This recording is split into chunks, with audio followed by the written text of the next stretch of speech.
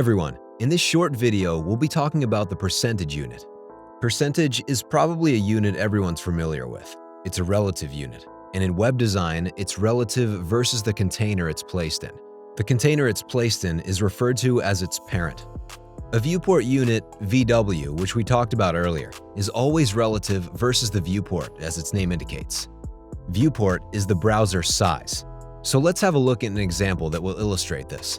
On the screen, you'll see two boxes. One has a width of 50 VW. One has a width of 50%. In this case, the red box with percentage is positioned in the canvas itself, so its parent is the canvas itself, or in other words, the viewport, which means that both boxes will behave exactly the same when being resized. In this example, we placed both boxes in a container defined with a border. Now the red box is set at 50%, which means it will take 50% of its parent.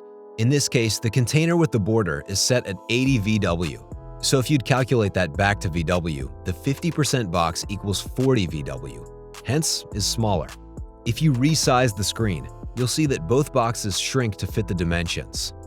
Percentage can be a very useful unit.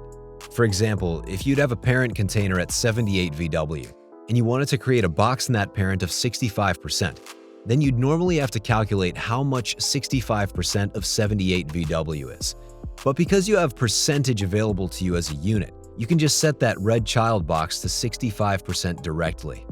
Let's have a look how this works in the Readz platform.